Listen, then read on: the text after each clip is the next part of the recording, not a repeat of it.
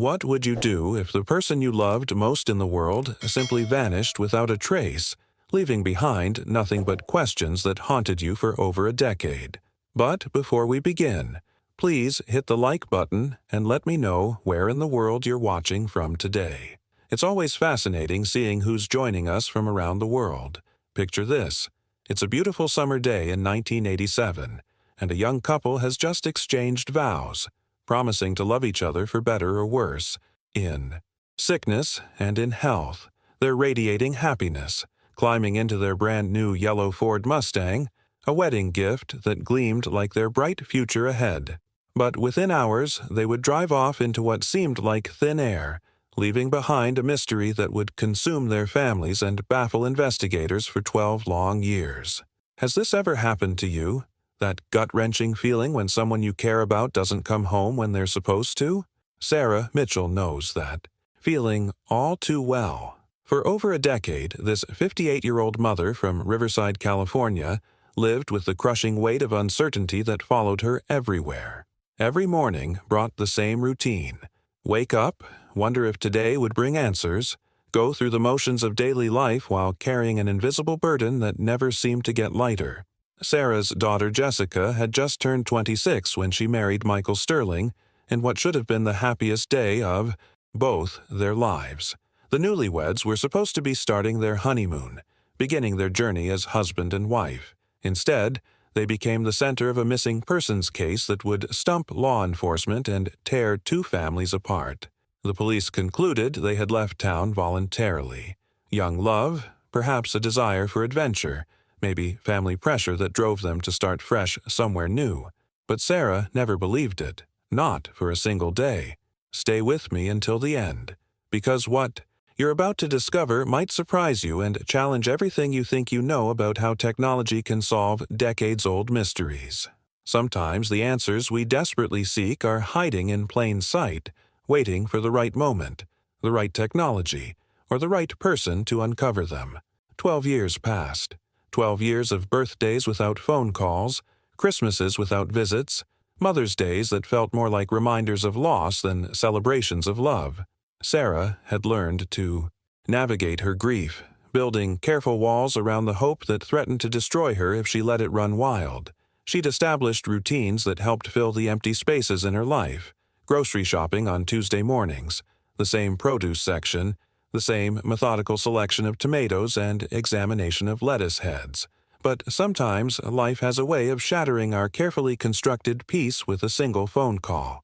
University students at UC San Diego, working on what seemed like a routine environmental studies project, were analyzing historical satellite imagery to track land transformation patterns in the Mojave Desert. They were looking for changes in the landscape, studying how human activity and natural forces had altered the terrain over decades. What they found instead would reopen a case that everyone assumed was closed forever. When Detective Mike Rodriguez's call came through that Tuesday morning, interrupting Sarah's grocery shopping routine, something in his voice made her grip the phone tighter. After 12 years of false leads and dead ends, she'd learned to recognize the difference between courtesy calls and something real. This wasn't another well-meaning tip from someone who thought they'd spotted Jessica at a shopping mall 3 states away. What those university students had discovered in those satellite images would not only change Sarah's life forever, but reveal a truth so disturbing that no one, not the families, not the investigators, not even the perpetrators themselves, could have anticipated how this decades-old mystery would finally unravel. The transformation from hope to heartbreak can happen in an instant, but sometimes it takes 12 years for the truth to surface from the depths where it's been hiding. When those university students enhanced their satellite images and realized they were looking at something that shouldn't be there, they had no idea they were about to trigger a chain of events that would shatter carefully constructed realities and force everyone involved to confront decisions made long ago. Desert Springs National Park had never seen anything quite like what unfolded that morning. Multiple police vehicles converged on the remote location, their red and blue lights cutting through the desert air like beacons calling attention to secrets the landscape had been keeping. Rescue units, marine recovery teams, and investigators created a scene of controlled chaos that drew curious onlookers. and media attention from across the region. The impact of this discovery rippled outward like waves in still water, touching lives that had moved on, reopened wounds that had scarred over, and brought buried truths closer to the surface. The journey from satellite image to actual recovery required precision, technology, and a team of specialists who understood the delicate nature of what they were attempting. Sonar equipment mapped the underwater terrain, divers confirmed the vehicle's exact position, and a helicopter stood ready to lift what had been hidden for over a decade. The behind-the-scenes coordination involved multiple agencies working together, each bringing their expertise to bear on a mystery that had seemed unsolvable. When the yellow Ford Mustang finally emerged from its watery grave, the sight was both triumphant and deeply unsettling. Streams of murky water cascaded from the undercarriage as the car was carefully positioned on the flatbed trailer, each drop carrying, with it, the weight of years spent in darkness. The vehicle's once pristine surface was now covered in algae and sediment that had accumulated layer by layer, creating a natural timeline of its submersion.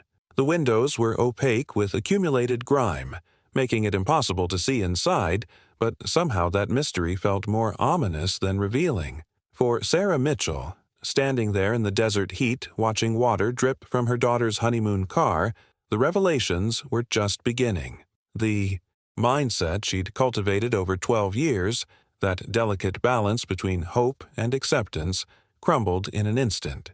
This wasn't the closure she'd imagined when she allowed herself to dream of answers.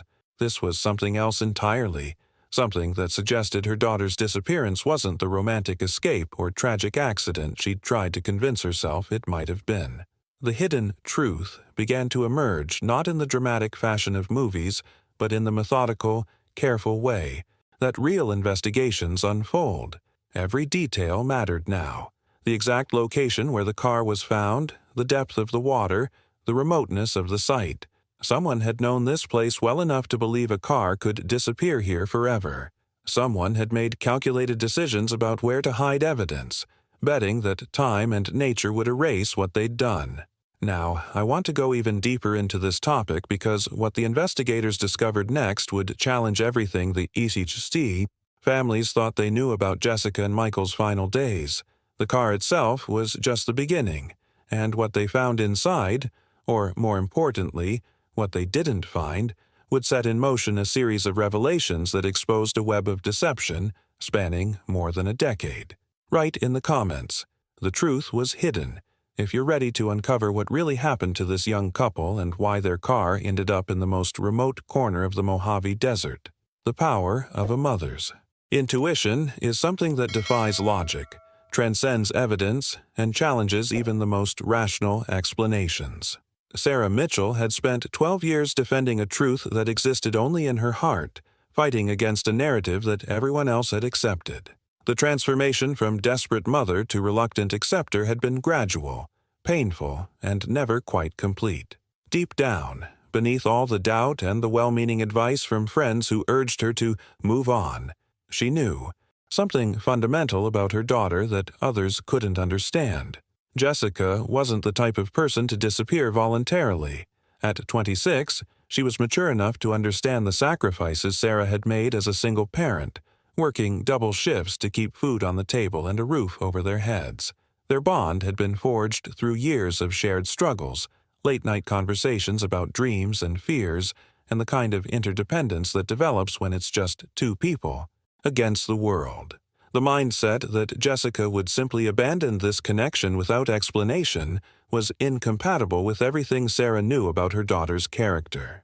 The journey through grief had forced Sarah to build emotional walls that protected her from the daily assault of not knowing. She'd learned to compartmentalize hope, to ration it carefully like a precious resource that could be depleted if used too freely. The decisions she made about how to cope, how to continue living, while part of her remained frozen in 1987, had created a delicate ecosystem of survival. She'd developed routines that gave structure to days that might otherwise collapse under the weight of uncertainty. Behind the scenes of her daily life, Sarah had engaged in an internal battle between faith and acceptance. Some days, she'd catch herself setting 2 plates at dinner out of habit, or picking up Jessica's favorite cereal at the grocery store before remembering. Other days, she'd force herself to imagine Jessica living happily somewhere far away, maybe with children of her own, having chosen a life that didn't include her past. This fragile piece wasn't happiness, but it was sustainable, and sustainability had become her primary goal. The impact of seeing that water-stained car in the desert shattered this carefully constructed emotional architecture in an instant. All the walls she'd built, all the compromises she'd made with reality, crumbled like ancient monuments exposed to sudden weather. The revelation that Jessica's car had been hidden in the Mojave Desert for 12 years didn't just reopen old wounds. It transformed everything Sarah thought she knew about her daughter's disappearance. This wasn't evidence of a voluntary departure or a romantic escape. This was evidence of something far more sinister. The hidden truth that emerged from those murky waters forced Sarah to confront a new reality.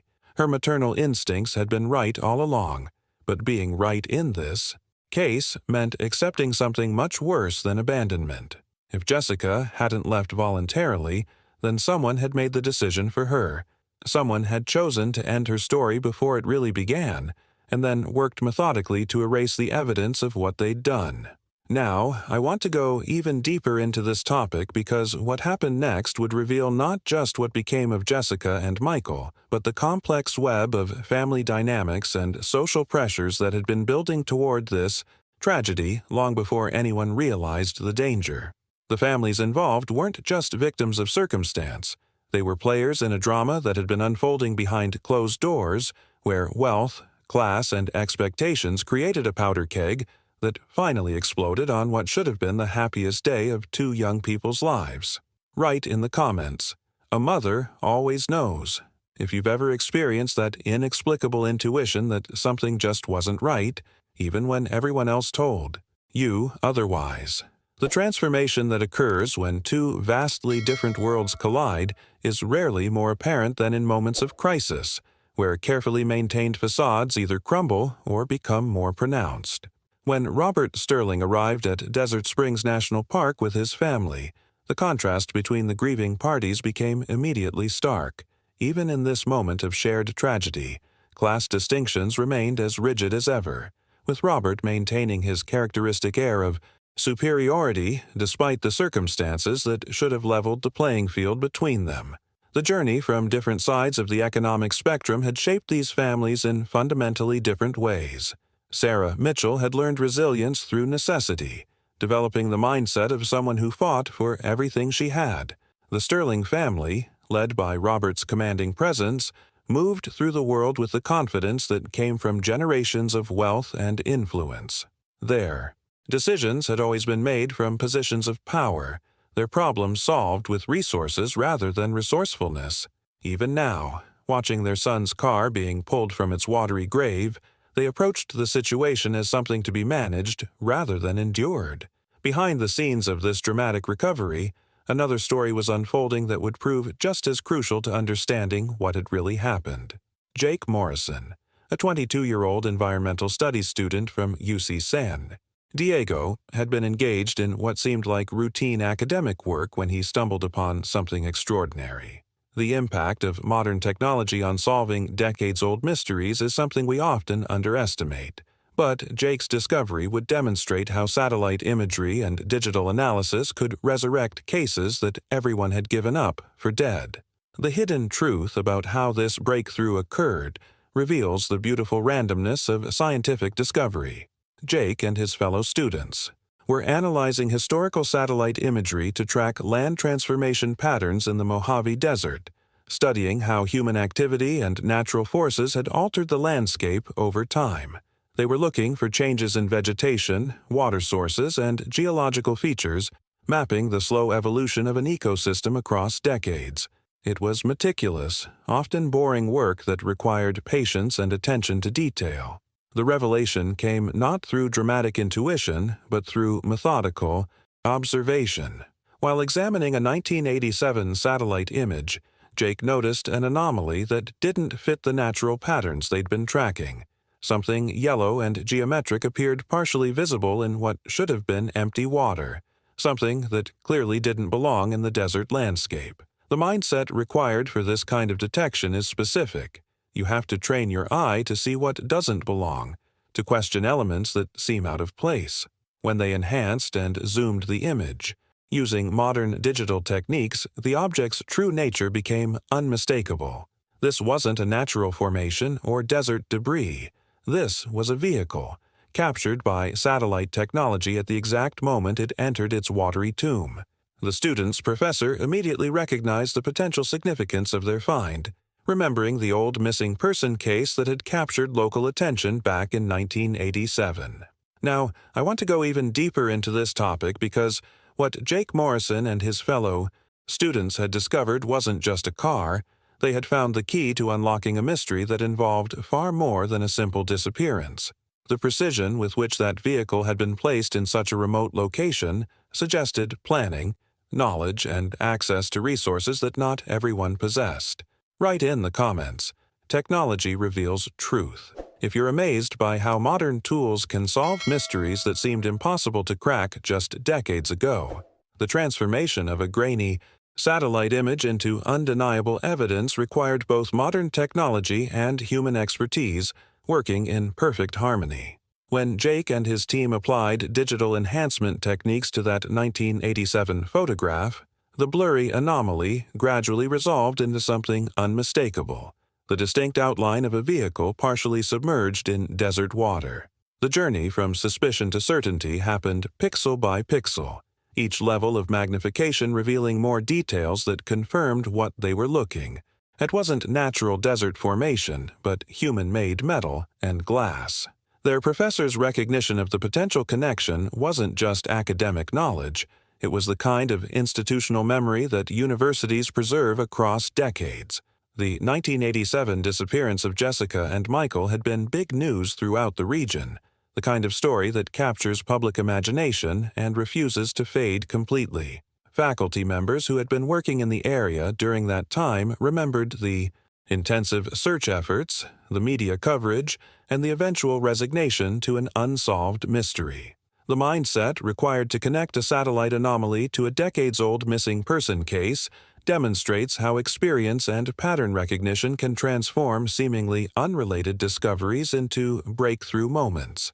Behind the scenes, the technical aspects of this revelation were just as fascinating as the human drama. Detective Rodriguez's explanation of why this particular location had successfully concealed evidence for over a decade revealed the calculated nature of whoever had chosen it. The water depth in that specific section of the desert oasis was significant enough for a vehicle to sink completely below the surface, eliminating any chance of casual discovery by hikers or park visitors. Over time, the car had settled into the bottom sediment, becoming part of the underwater landscape. The hidden truth about this location choice exposed something crucial about the perpetrators: knowledge and planning. This wasn't a panicked decision made in the heat of the moment. This was strategic thinking by someone who understood the geography, the water patterns, and the isolation of this particular spot. The impact of choosing such a remote area went beyond simple concealment. It demonstrated that whoever did this had intimate familiarity with the region and confidence that nature would complete the cover-up they'd started. The decisions required to execute this level of concealment reveal a sophisticated understanding of how investigations work and how evidence disappears. Someone had calculated that the combination of depth, remoteness, and natural sedimentation would gradually erase any trace of what they'd done. They'd bet on the assumption that without bodies, without witnesses, without physical evidence, the case would eventually be filed away as another unsolved disappearance in a country where people vanish every day. The revelations emerging from this discovery were reshaping everything investigators thought they knew about the case. This wasn't a crime of passion or a random act of violence. This was methodical planning by someone with resources, knowledge, and the cold calculation to execute a plan that nearly worked. The transformation from missing person case to criminal investigation was happening in real time, as each new detail painted a picture of premeditation that chilled everyone involved. Now, I want to go even deeper into this topic because the complexity of this operation suggests something even more disturbing than a simple murder. It points to a conspiracy that involved multiple people with different skills and motivations, all working together to ensure that Jessica and Michael would never be found. Write in the comments, "Someone planned this perfectly," if you're starting to realize just how calculated and deliberate this entire operation was from the very beginning. The transformation of a decades-old mystery into an active crime scene required a level of coordination that showcased modern law enforcement at its most sophisticated. The marine recovery operation wasn't just about pulling a car from water, it was about preserving evidence that had been marinating in desert sediment for 12 years while maintaining the integrity of what could be the key to solving a double homicide. The journey from satellite image to physical evidence demanded precision, patience, and the kind of multi-agency cooperation that reveals how seriously authorities were taking this discovery. Behind the scenes, the technical complexity of this operation was staggering. Sonar equipment mapped the underwater terrain in detail, creating three-dimensional images of how the vehicle had settled into its final resting place. Divers worked methodically to attach lifting cables while preserving the surrounding area for additional evidence collection. Police boats provided stable platforms for the recovery team, while a helicopter stood ready to execute the delicate task of lifting over 2 tons of waterlogged metal and transporting it to the surface without losing crucial forensic material. The impact of watching this 4-hour operation unfold wasn't lost on the families who had gathered to witness it. For 12 years, this car had been a symbol of unanswered questions and unresolved grief. Now, it was becoming tangible proof that their worst fears might have been justified all along. The mindset required to process this transformation, from hope for answers to confrontation with harsh reality, was testing everyone's emotional reserves. The decisions that had led to this moment weren't just about the original crime. They were about how 2 families had chosen to navigate their shared tragedy over the years. The hidden truth about their relationship wasn't just economic disparity. It was fundamental disagreement about blame, responsibility, and the value of human life. When Robert Sterling and his family arrived at the recovery site, the careful distance that grief counselors and time had created between the families evaporated instantly. Sarah remembered their last interaction with painful clarity. The accusations Robert had hurled at her during those first desperate weeks after the disappearance still stung. His insistence that her low-income daughter had somehow corrupted his precious son Michael, leading him away from the privileged path his father had mapped out for him. The revelation that class prejudice could survive even the shared loss of children had been one of the most bitter lessons Sarah learned during those early days of searching.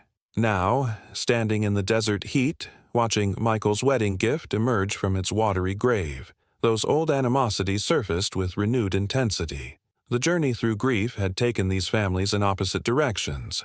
Sarah had learned humility and resilience, while Robert had apparently hardened his prejudices and convinced himself that his son was the victim of someone else's poor choices.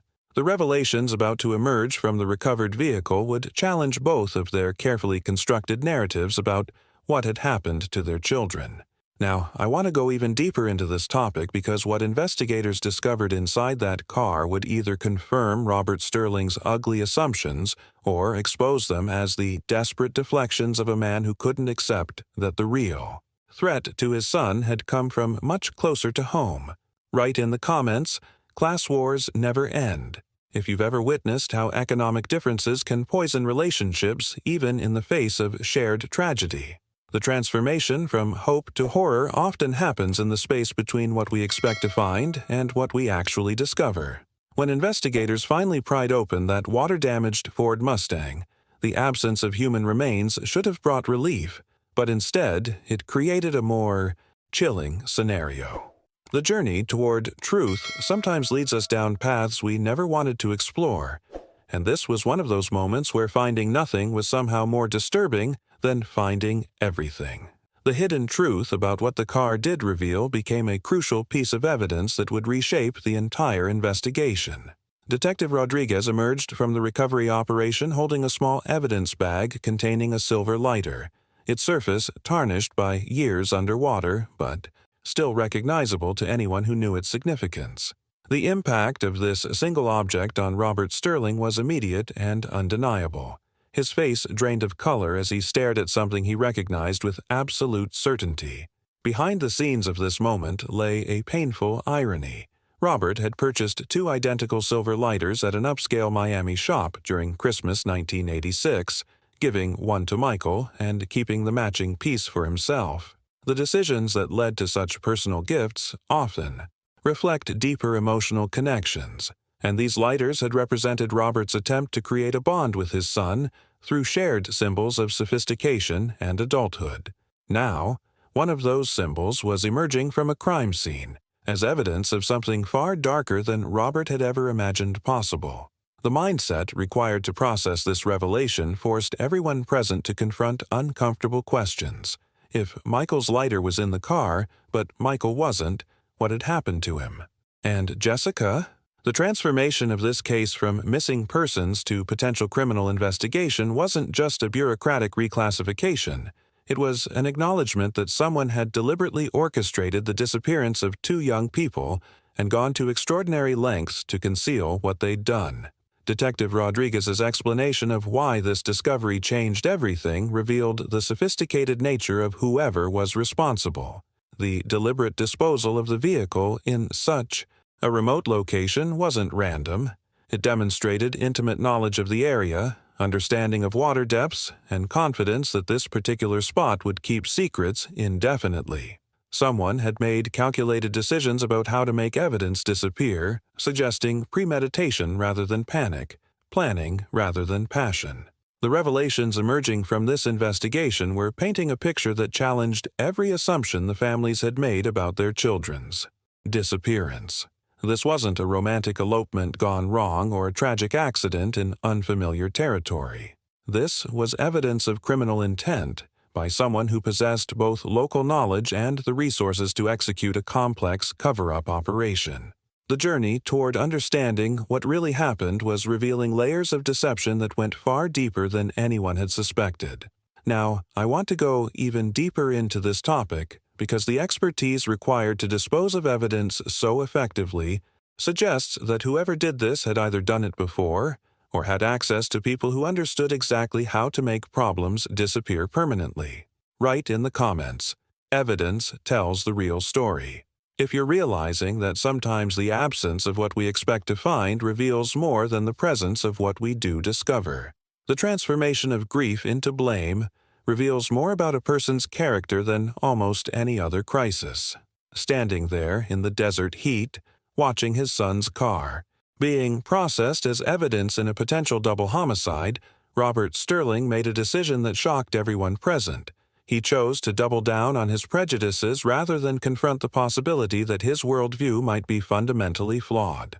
The mindset required to maintain class warfare even in the face of shared tragedy demonstrates how deeply ingrained these beliefs had become in his psyche. His suggestion that Jessica might have had connections from her neighborhood who became jealous and eliminated Michael revealed the hidden truth about how Robert had always viewed this relationship. In his mind, poverty wasn't just about money, it was about moral deficiency, about the kind of people who would resort to violence when they couldn't have what they wanted. The impact of these accusations wasn't lost on Sarah, who realized that even 12 years of shared suffering hadn't softened Robert's heart or opened his mind to the possibility that his son had genuinely loved her. Daughter. Behind the scenes of this public confrontation, family dynamics were shifting in ways that surprised everyone involved. David Sterling, Robert's 32-year-old son, had spent years maintaining diplomatic silence about his father's attitudes, choosing family loyalty over personal convictions. But watching his father blame a murder victim for her own death while standing next to the evidence of that crime created a transformation in David that was both sudden and irreversible. The journey from silent compliance to open defiance happened in an instant when David stepped forward to defend Jessica and Michael's relationship. His words cut through the desert air with the force of years of suppressed frustration. "You know how much Michael loved Jessica. She would never." The revelation that Robert's own son disagreed with his assessment of the situation created a crack in the Sterling family's united front that would only widen as more truth emerged. Robert's response to his son's defiance revealed the depths of his contempt for anyone he considered beneath his social status. His disturbing comment about never marrying into desperation wasn't just about Jessica. It was a window into a worldview that saw love as a luxury that wealthy people couldn't afford. The decisions that had shaped his life were all about maintaining position, preserving wealth, and ensuring that emotions never interfered with strategic advantages.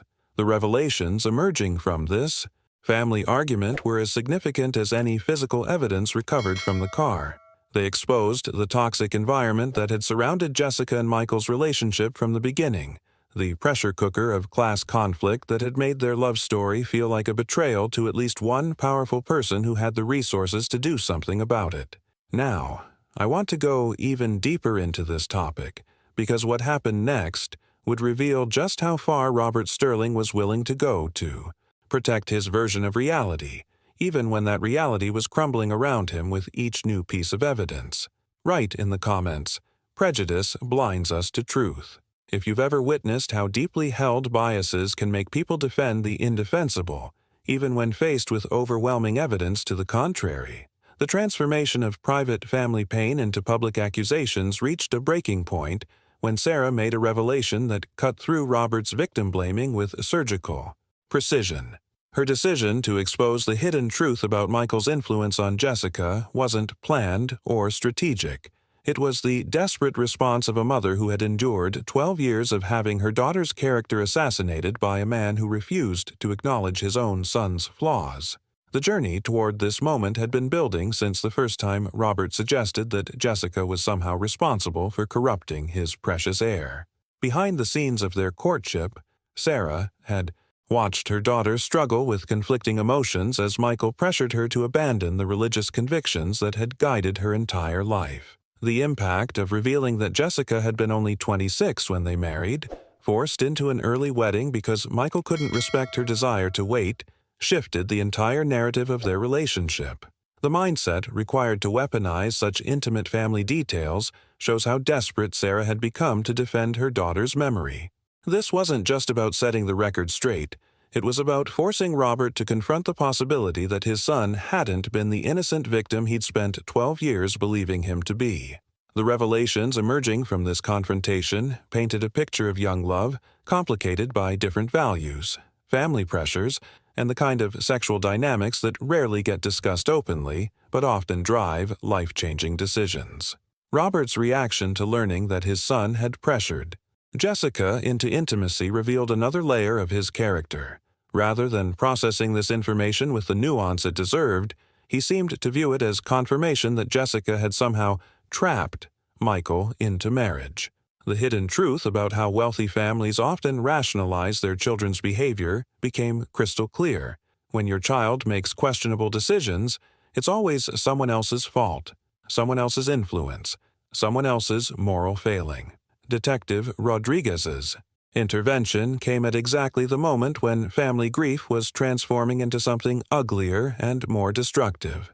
His decision to physically separate the feuding parties demonstrated the kind of professional wisdom that comes from years of watching how tragedy can either unite people or tear them apart completely. The journey through shared loss had taken these families in opposite directions, and their collision at this crime scene was creating more heat than light. Behind the scenes of this public confrontation, Detective Rodriguez was processing information that would prove crucial to understanding the case. The family dynamics he was witnessing weren't just about grief. They were about power, control, and the kind of deep-seated resentments that could motivate extreme actions.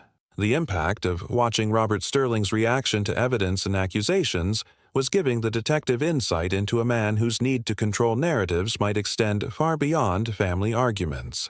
Now, I want to go even deeper into this topic because what Detective Rodriguez observed during this confrontation would influence how he approached the investigation going forward, particularly as more evidence emerged that would challenge everything everyone thought they knew about the Sterling family's involvement in their own son's disappearance. Write in the comments, "Truth cuts both ways." If you understand how revealing uncomfortable family secrets can completely change how we view the people we thought we knew. The transformation that occurs during a solitary drive after life-altering revelations is something uniquely profound. Sarah's journey home from Desert Springs National Park became a 20-minute meditation on everything she thought she knew about her daughter's disappearance. The image of that water-stained yellow car haunted every mile, forcing her to reconstruct 12 years of assumptions and carefully crafted narratives about what might have happened to Jessica. And Michael. Behind the scenes of her daily life, Sarah had developed coping mechanisms that allowed her to function despite the enormous weight of not knowing.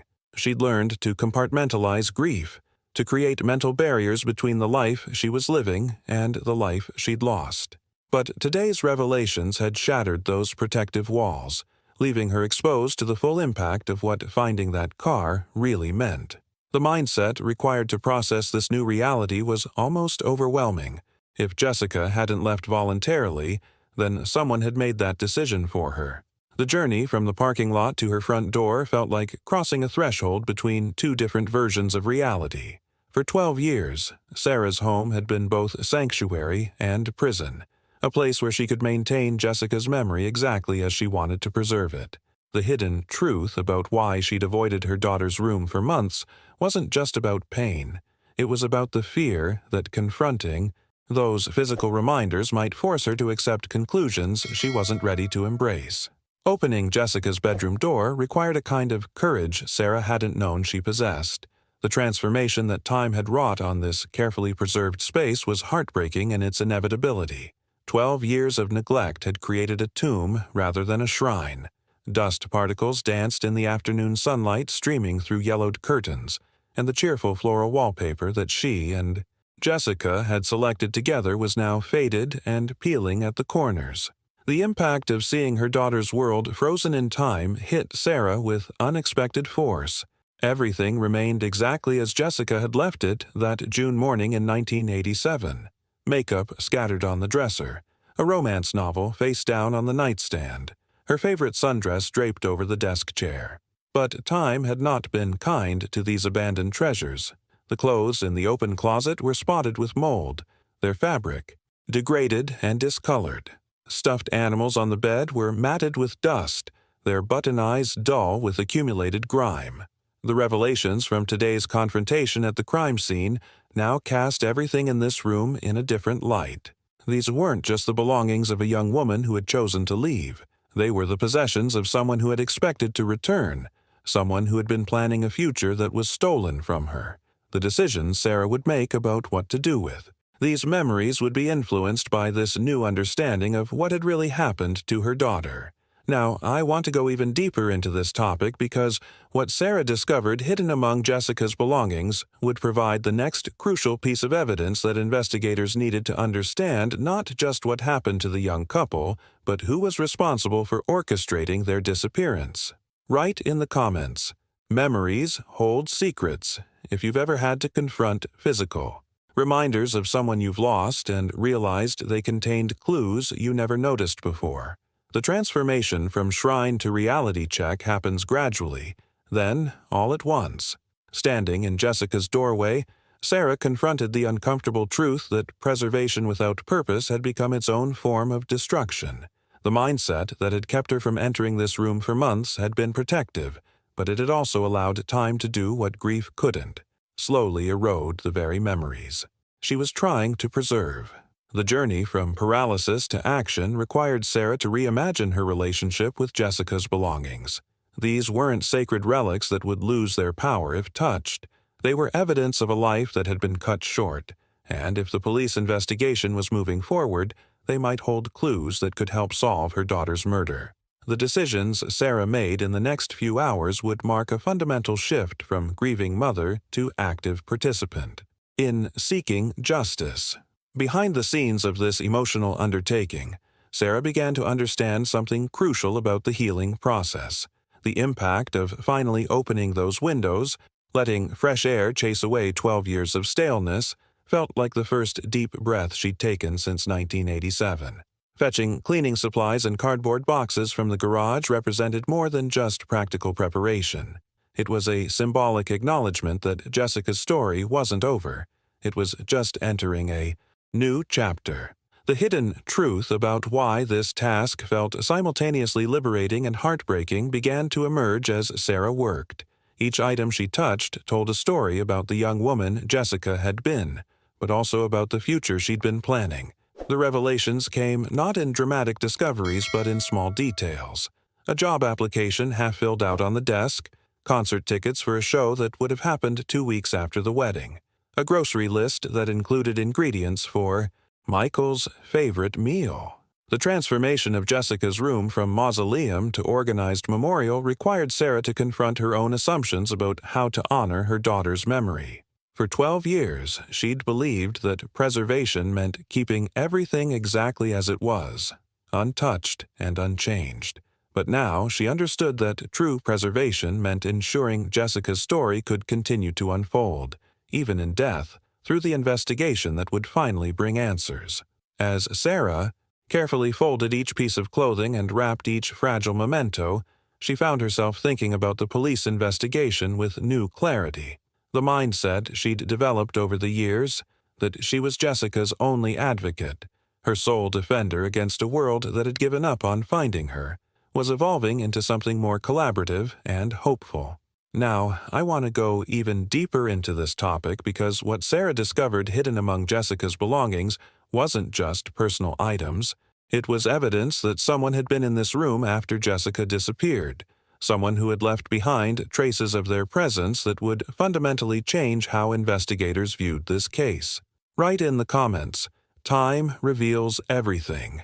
If you understand how sometimes we have to let go of preserving the past exactly as it was in order to uncover the truth about what really happened. The transformation from mother to detective happens in the most unexpected moments, and for Sarah, it occurred while reaching into the top shelf of Jessica's closet. Her hands encountered items that clearly didn't belong to her daughter: a man's watch, a UC San Diego sweater in size large, and a cologne bottle that carried scents she didn't recognize. The journey from simply packing belongings to uncovering evidence of a relationship she'd tried not to think about too deeply forced Sarah to confront uncomfortable truths about the dynamics between Jessica and Michael.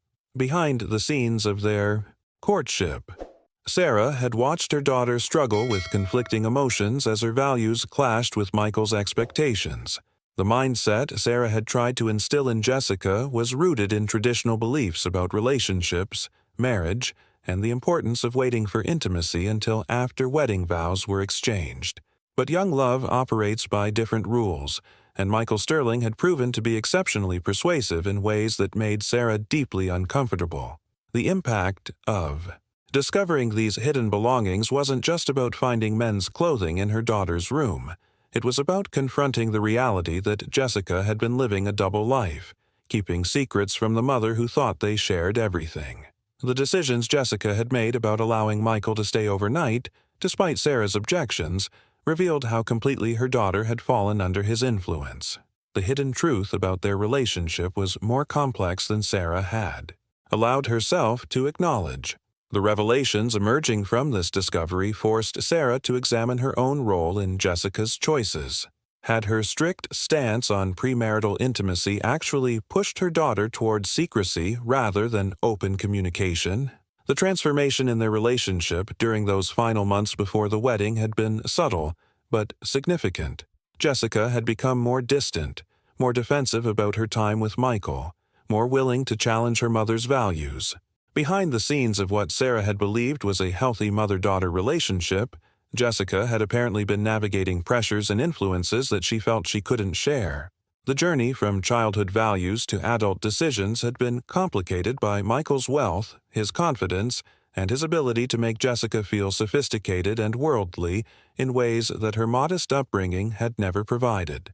The mindset required to process these discoveries while maintaining focus on the current investigation was challenging. Sarah found herself questioning whether Michael's influence on Jessica had been as benign as she'd tried to believe. If he could persuade her daughter to abandon deeply held convictions about intimacy, what other decisions might he have influenced? The impact of wealth and social status on young people's choices was something Sarah had observed but never fully understood until now. Now, I want to go even deeper into this topic because what Sarah decided to do with Michael's belongings would lead to another crucial discovery, one that would connect directly to the mysterious evidence already found by police and reveal just how tangled the web of secrets surrounding this young couple had become. Write in the comments. Influence shapes choices. If you've ever watched someone you care about change their values under the pressure of a relationship that seemed to demand more than it gave, the transformation from anger to action often requires us to make decisions that feel counterintuitive, and Sarah's choice to return Michael's belongings to the Sterling family was exactly that kind of moment. After 3 hours of methodical cleaning and packing, Jessica's room had undergone its own metamorphosis. No longer the dusty mausoleum it had become, but still clearly a shrine to a missing daughter. The boxes stood stacked against the wall, each one carefully labeled and sealed, representing not just organized belongings but Sarah's commitment to moving forward with the investigation. The journey to the Sterling estate became a 20-minute meditation on class differences that Sarah had always known existed but never experienced so viscerally. As she drove through increasingly wealthy neighborhoods, the houses grew larger and the lawns more manicured with each passing block. The mindset required to navigate this world was foreign to her. Where she came from, neighbors knew each other's struggles and triumphs. Here, privacy walls and electronic gates created distance that felt more emotional than physical. Behind the scenes of this drive, Sarah was processing emotions she hadn't expected. The impact of returning Michael's belongings wasn't just about being neighborly or doing the right thing. It was about confronting the Sterling family on their own territory, in the environment that had shaped their son's values and expectations. The hidden truth about why she felt compelled to make this journey in person rather than simply mailing the items or leaving them at the police station was more complex than simple courtesy. The revelations from today's confrontation at the crime scene had fundamentally altered Sarah's understanding of the Sterling family dynamics. Robert's continued insistence on blaming Jessica even after her car had been found in what was clearly a crime scene suggested a level of delusion or deflection that made Sarah question everything she thought she knew about their motivations. The transformation in her own mindset was significant. She was no longer just the grieving mother seeking answers, but someone beginning to suspect that those answers might be found closer to home than anyone had imagined. The drive through Malibu Hills wasn't just about geography. It was about entering a world where different rules applied, where money created its own reality and consequences could be managed rather than faced. The decisions that shaped life in this rarefied environment were fundamentally different from those Sarah had always known. Here, problems could be solved with resources rather than resilience, and reputation mattered more than truth. As she approached the Sterling estate, Sarah found herself thinking about the contrast between the worlds Jessica and Michael had come from. The journey her daughter had taken from their modest neighborhood to this palace of wealth and privilege represented more than just social mobility. It had been a transformation that ultimately cost Jessica her life. Now, I want to go even deeper into this topic because what happened when Sarah arrived at the Sterling estate would reveal family secrets that connected directly to the mysterious evidence police had already recovered, and expose the true nature of the forces that had been working against Jessica and Michael's relationship from the very beginning. Write in the comments. Money changes everything. If you've ever witnessed how wealth can create its own moral universe where normal rules simply don't apply. The transformation from public civility to private hostility can happen in seconds, and Robert Sterling's reaction to seeing Sarah's car in his driveway was immediate and unmistakable. His face darkened the instant he spotted her, emerging from his garage with the kind of aggressive body language that made his feelings crystal clear. The mindset that allowed him to maintain polite facades during public encounters evaporated completely when confronted with Sarah's presence on his own territory, revealing the true depth of his contempt for everything she represented. The journey from her car to his front entrance became a gauntlet of dismissive gestures and hostile commands. Robert's decision to demand she leave the box on the ground rather than bringing it to the door wasn't just about convenience. It was a deliberate humiliation, treating her like unwanted delivery personnel rather than the mother of his son's wife. Behind the Scenes of his outward success and social standing lay a man whose need to control every interaction extended even to moments of shared grief. The impact of his behavior wasn't lost on Sarah, but what surprised her was how little it actually hurt. After 12 years of Robert's accusations and insinuations, his hostility had become predictable, almost boring in its consistency. The revelations from today's crime scene investigation had given her a new perspective on his character. Perhaps his need to blame others so consistently suggested he was protecting himself from uncomfortable truths about his own actions. The hidden truth about family dynamics became apparent when David Sterling appeared at the front door, clearly having witnessed his father's behavior from inside the house.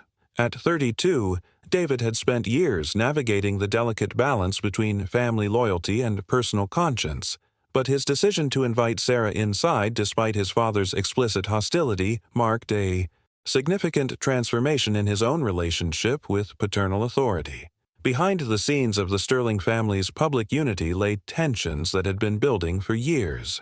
David's intervention wasn't just about politeness, it was about rejecting his father's approach to dealing with this tragedy. The mindset that had allowed him to remain silent during previous family conflicts was shifting, influenced by the morning's revelations and his growing suspicion that his father's version of events didn't align with emerging evidence. The journey from doorway to interior represented more than just physical movement. It was David's declaration that he would no longer automatically defer to his father's judgment about how to handle the investigation into Michael's disappearance. His mention that he and Elena were going through Michael's room themselves revealed family decisions being made without Robert's input or approval, a significant shift in the Sterling household's power. Dynamics. Now, I want to go even deeper into this topic because what David and Elena had discovered in Michael's room would prove to be the missing piece of evidence that connected all the mysterious clues police had been collecting, and would finally expose the true scope of the conspiracy that had destroyed 2 young lives. Write in the comments, families hide the darkest secrets. If you understand how the people closest to us often have the most power to both protect and betray us. The transformation from hostility to cooperation can be as sudden as a change in lighting, and Elena Sterling's response to Sarah's arrival demonstrated exactly that kind of shift. At 54, Elena had spent years perfecting the art of gracious composure, but the events of the morning had clearly worn down her usual reserve. The mindset that had sustained her through 12 years of uncertainty was evolving into something more collaborative, more honest, and infinitely more human than the polished facade she typically presented to the world. The journey from formal acquaintances to reluctant allies began the moment Elena looked up from where she knelt beside a cardboard box, her carefully maintained expression softening when she saw Sarah. Behind the scenes of their previous interactions had always been the weight of class differences and competing narratives about their children's relationship. But today's revelations had created common ground that transcended social boundaries. The impact of shared grief, when finally acknowledged honestly, had the power to dissolve barriers that seemed insurmountable just hours earlier. Elena's genuine gratitude for Sarah bringing Michael's belongings revealed something crucial about the Sterling family's internal dynamics. The hidden truth was that Elena had been conducting her own investigation, going through Michael's room independently, making decisions without consulting Robert about what to preserve and what to discard. The revelations emerging from her careful examination of their son's belongings suggested that she, like David, was beginning to question the official family narrative about what had happened to Michael and Jessica. The discovery that would change everything waited on Michael's desk in an ornate velvet box that spoke of expensive taste and careful presentation. When David picked it up and opened it for Sarah to see, the contents were both shocking and immediately significant. The black lace lingerie set was clearly costly, the kind of intimate gift that suggested relationships far more complex than anyone had previously understood. But it was the card that made Sarah's blood run cold. From Owen, written in bold, masculine handwriting that looked nothing like Michael's careful script. Behind the scenes of what everyone had believed was a straightforward love story between Jessica and Michael lay evidence of another player entirely. The mindset required to process this discovery forced awe. 3 of them to confront uncomfortable questions about secrets, influences, and the kind of relationships that develop in shadows. The transformation from simple grief to active investigation was happening in real time as they stared at evidence that Jessica had been receiving expensive intimate gifts from someone whose identity remained completely mysterious. The impact of this discovery went far beyond its immediate shock value. If someone named Owen had been pursuing Jessica with such expensive and intimate gifts, why had Michael kept the evidence hidden in his room rather than confronting this rival? The journey toward understanding what this meant would require them to reconsider everything they thought they knew about the dynamics surrounding the young couple's disappearance. Now, I want to go even deeper into this topic because what they decided to do with this evidence would set in motion a chain of events that would finally expose the true scope of the conspiracy that had been operating behind the scenes for over a decade. Write in the comments, "Nothing is as it seems," if you're starting to realize that every family has secrets that can completely change how we understand the people we think we know best. The transformation from confusion to clarity often happens through the accumulation of small details that suddenly form a larger, more disturbing picture. The fact that Elena had found this expensive lingerie hidden behind Michael's shoes, rather than openly displayed or given to Jessica, suggested a level of secrecy that made everyone in the room deeply uncomfortable. The hidden truth wasn't just that someone named Owen was pursuing Jessica with intimate gifts, it was that Michael had been intercepting those gifts and concealing them, creating a web of deception that none of them had suspected. Behind the scenes of what everyone had believed was a straightforward courtship lay evidence of manipulation and control that painted Michael's behavior in an entirely different light.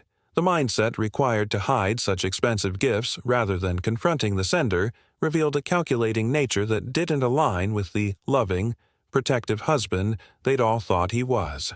The journey toward understanding why the lingerie remained unworn, still bearing its $200 price tags, forced them to consider possibilities that were both heartbreaking and infuriating. The impact of this discovery went beyond its immediate implications about Jessica and Michael's relationship. If Michael had been hiding evidence of another man's pursuit of his wife, what other secrets had he been keeping? The revelations emerging from this single velvet box were forcing everyone to reconsider the narrative they'd constructed about the young couple's disappearance. Perhaps the threat to their relationship hadn't come from external forces or family disapproval, but from deceptions and jealousies much closer to home. The decisions they made in the next few minutes would determine how this evidence was handled and whether it would contribute to solving the case or disappear into the same void that had swallowed Jessica and Michael. David's immediate agreement to accompany Sarah to the police station demonstrated his commitment to uncovering the truth, regardless of how it might reflect on his family's reputation. The transformation in his loyalty from protecting family secrets to seeking justice was as significant as any physical evidence they'd discovered. Elena's choice to stay behind while they went to Detective Rodriguez revealed her own understanding of family dynamics and the storm that was likely to erupt when Robert discovered what they'd found. Behind the scenes of the Sterling family's public unity lay strategic thinking about how to manage Robert's reaction to evidence that would challenge everything he'd claimed to believe about his son's relationship. The mindset required to operate independently of his control marked a fundamental shift in how the family was choosing to handle this investigation. The journey to the police station would represent more than just delivering evidence. It would be an acknowledgement that the Sterling family's internal investigation had uncovered information too significant to handle privately. The hidden truth about their willingness to potentially implicate Michael in a more complex conspiracy demonstrated how far they'd all come from simply wanting to find their missing children. Now, I want to go even deeper into this topic because what happened when they arrived at the police station with this evidence would trigger a series of revelations that would expose not just Owen's identity, but the sophisticated network of people who had been manipulating events from the very beginning. Write in the comments, "Secrets breed more secrets," if you understand how one hidden truth always leads to discovering others, creating webs of deception that can destroy everything they touch. The transformation from careful planning to unexpected crisis can happen in seconds, and Robert Sterling's early return from his business errands created exactly that kind of moment. The journey from house to garage had been meant as a quiet escape, allowing Sarah and David to deliver their evidence to police without triggering the family drama they all knew was inevitable. But fate had different plans, and the sound of Robert's Mercedes pulling into the driveway shattered their hopes for a clean getaway. The Sterling garage wasn't just a place to park cars, it was a testament to wealth and control that spoke volumes about Robert's mindset. Climate-controlled and spotlessly clean, with designated spaces for 6 vehicles, it felt more like a luxury showroom than a functional family garage. David's silver BMW sat in the third bay, surrounded by the kind of automotive perfection that suggested someone who needed to control every detail of his environment. Behind the scenes of this unexpected encounter lay the kind of family tension that had been building for years. The impact of Robert's return wasn't just about bad timing, it was about the fundamental shift in family dynamics that had been occurring throughout the day. David's decision to work with Sarah rather than automatically deferring to his father's wishes represented a transformation in loyalty that Robert was about to discover in the most confrontational way possible. The hidden truth about Robert's reaction to finding Sarah still on his property revealed the depth of his need to control every aspect of how this investigation unfolded. His face flushed with anger as he demanded explanations, not just about Sarah's presence but about what he perceived as David's betrayal. The revelations that his own family members were conducting independent investigations and forming alliances without his knowledge triggered a response that was both predictable and telling. The mindset that allowed Robert to frame this moment as David conspiring with this woman, rather than simply seeking truth, demonstrated how completely his worldview was shaped by us versus them thinking. The journey from discovering evidence to confronting family authority was exposing the fundamental fault lines in the Sterling family structure.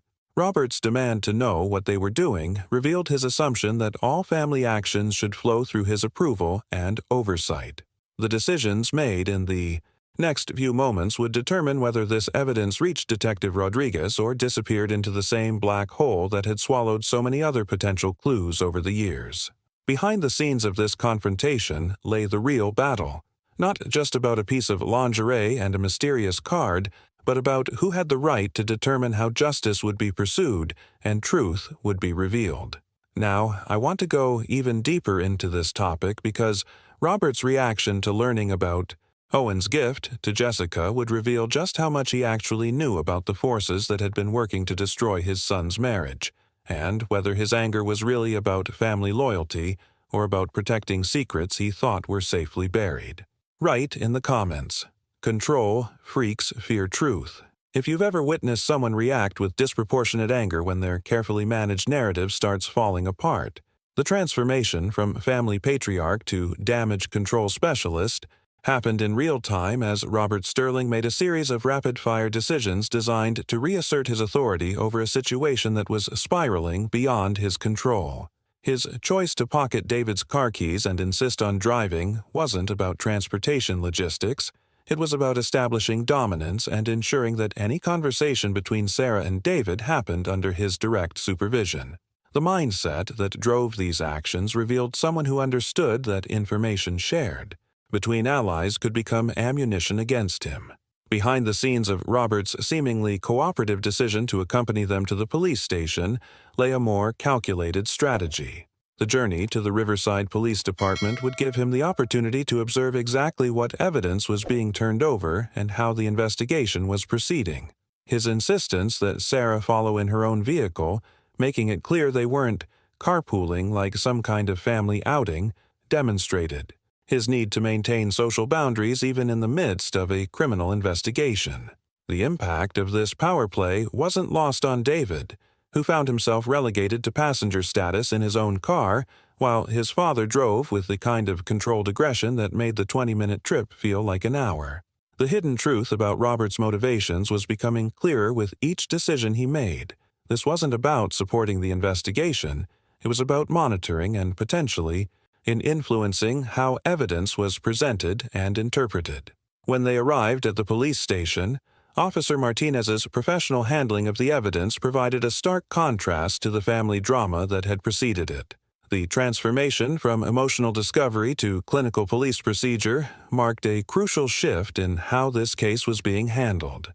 The officer's assurance that they would dust for fingerprints and search databases for anyone named Owen in the Riverside area represented the kind of methodical investigation that Robert had apparently been hoping to avoid.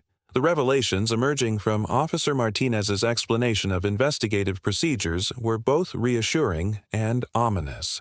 The fact that Owen wasn't a common name in the area suggested that identifying this mysterious gift-giver might be easier than expected, but it also meant that when they found him, the questions about his relationship to Jessica and Michael would become much more pressing. The mindset required. To process this development forced everyone to confront the possibility that they were about to uncover connections that went far deeper than a simple romantic triangle. Behind the scenes of this evidence processing, Robert's behavior was being carefully observed by both the police and his own family members. His repeated attempts to control the narrative, his obvious discomfort with the investigation's direction, and his hostility toward Sarah were creating a pattern that investigators know how to recognize and interpret. Now, I want to go even deeper into this topic because what Officer Martinez discovered when he examined the lingerie tags more closely would provide the next crucial lead, one that would trace this expensive gift back to its source and finally begin to expose the network of people who had been orchestrating events from behind the scenes. Write in the comments, "Power corrupts everything," if you've ever watched someone use their authority to obstruct rather than facilitate the search for truth. The transformation from generic evidence to specific leads happened when Officer Martinez took a closer look at the lingerie tags, revealing details that would prove crucial to the investigation. Eloise Boutique in Coral Gables wasn't just any high-end lingerie shop. It was the kind of exclusive establishment that catered to wealthy clients who valued both luxury and discretion. The mindset required to shop at such a place suggested someone with significant disposable income and the confidence that comes from moving in elite social circles. Behind the scenes of this discovery lay the hope that exclusive boutiques often maintained the kind of detailed purchase records that chain stores typically discarded. Officer Martinez's observation that a place like Eloise might have client information dating back to 1987 represented a potential breakthrough in identifying Owen. The journey from mysterious gift to traceable purchase could finally provide the concrete lead that investigators needed to understand who had been pursuing Jessica and why. The impact of this revelation wasn't lost on anyone in the room, but Robert Sterling's reaction was particularly telling. Throughout their visit to the police station, his phone had been ringing repeatedly, each interruption adding another layer of visible agitation to his already strained demeanor. The hidden truth about his refusal to answer these calls was becoming more obvious. With each missed connection, someone was trying to reach him urgently, and he clearly didn't want that conversation to happen in front of witnesses. The revelations emerging from Robert's behavior were as significant as any physical evidence being processed. His fumbling explanations when Officer Martinez asked about the persistent calls revealed a man who was usually in complete control of his communications, but was now caught between competing pressures. The transformation from commanding patriarch to visibly nervous individual suggested that the investigation was hitting closer to home than anyone had expected. Behind the scenes of this police station visit, the decisions Robert was making about which calls to take and which to ignore were creating their own form of evidence. Each declined call was a choice that revealed his priorities and his fears. The mindset that drove him to silence his phone repeatedly, rather than simply stepping outside to take an important business call, suggested that whatever these conversations were about, they couldn't happen in front of police officers or family members. The journey toward understanding the significance of these mysterious calls would require investigators to consider whether Robert's involvement in this case went beyond grieving father to something more complex and potentially criminal. The impact of his increasingly erratic behavior was creating suspicions that would soon transform the entire direction of the investigation. Now, I want to go even deeper into this topic because what happened when they left the police station would finally expose the connection between Robert's mysterious calls and the network of people who had been working to destroy Jessica and Michael's relationship from the very beginning. Write in the comments, "Guilty people can't hide forever," if you've ever watched someone's carefully constructed facade crumble under the pressure of their own deceptions. The transformation from suspicious behavior to incriminating evidence can happen in the smallest moments, and Robert Sterling's clumsiness in the police station parking lot provided exactly that kind of breakthrough. As they completed the evidence forms and prepared to leave, Robert fumbled with his keys while trying to manage his constantly ringing phone, and the metallic clink of the keychain hitting the asphalt created a moment that would change everything. The mindset required to maintain composure while juggling. Multiple deceptions had finally overwhelmed even his considerable ability to control every detail. Behind the scenes of this seemingly minor incident lay the kind of evidence that experienced investigators dream about finding. Sarah's sharp eyes caught the detail that Robert hoped no one would notice. Among the keys that scattered across the pavement was one with a small label that clearly began with the letter O. The journey from suspicious phone calls to physical evidence happened in seconds, but the impact would reverberate through the entire investigation. Robert's immediate reaction, snatching up the keys and pocketing them with visible desperation, only confirmed what Sarah had glimpsed.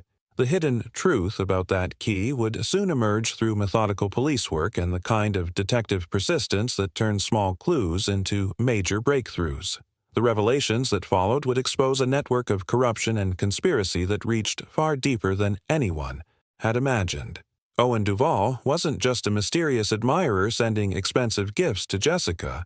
He was a hired operative working directly for Robert Sterling in a calculated campaign to destroy his son's relationship with a woman he considered beneath their family's social status. The transformation of Robert from grieving father to criminal mastermind happened gradually in the minds of investigators, then all at once when the evidence became overwhelming. Behind the scenes of his public mourning and family loyalty lay a man whose need to control his son's choices had escalated from manipulation to murder. The mindset that allowed him to orchestrate such elaborate deception revealed someone who viewed other people as chess pieces to be moved or removed as necessary to achieve his goals.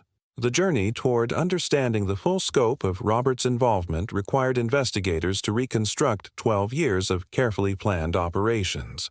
The impact of discovering that Owen had been hired first to seduce Jessica away from Michael, then to kill them both when that strategy failed, painted a picture of premeditation that chilled everyone involved. The decisions that led to two young people's deaths weren't made in passion or desperation. They were calculated business decisions by a man who couldn't accept that love might matter more than social status. The revelations emerging from this investigation would ultimately expose how wealth and power could corrupt not just individuals, but entire systems designed to protect innocent people. Robert's ability to orchestrate murders, hide evidence, and manipulate investigations for over a decade demonstrated the kind of institutional advantages that money could buy. Now, I want to go even deeper into this topic because what happened when police finally confronted Robert with the evidence would reveal the true depths of his depravity and expose the network of accomplices who had helped him maintain this deadly deception for more than a decade. Write in the comments, "Evil hides behind respectability," if you understand how the most dangerous predators are often the ones who appear most successful and trustworthy on the surface. The truth about Robert Sterling's crimes would eventually come out in court, where 12 years of carefully constructed lies finally crumbled under the weight of evidence that couldn't be explained away. But what strikes me most about this case isn't just the horror of what he did. It's how long he was able to hide behind respectability and social status while two families suffered in agony, never knowing that the person demanding answers was the same person who had orchestrated the tragedy from the beginning. Stories like this remind us that the most dangerous people are often hiding in plain sight, using their power and influence to manipulate not just events, but the very search for truth itself. If you found value in exploring these darker corners of human nature with me, I'd really appreciate you subscribing to the channel. These deep dives into real cases take time to research and present, and knowing you're here for this kind of authentic storytelling makes all the difference in what I can bring to you. If you made it all the way through this twisted tale of family secrets and buried evidence, drop a comment saying, "Justice delayed, but not denied," so I know you were with me until the very end. Your engagement helps me understand what resonates with you and guides how I approach these complex stories. And if this investigation into how wealth and power can corrupt justice struck a chord with you, that like button is right there. It's a small gesture that helps more people discover these stories that need to be told.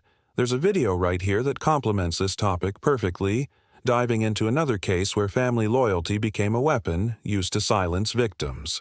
Click and continue with me over there because sometimes the most important truths are the ones that make us most uncomfortable to examine.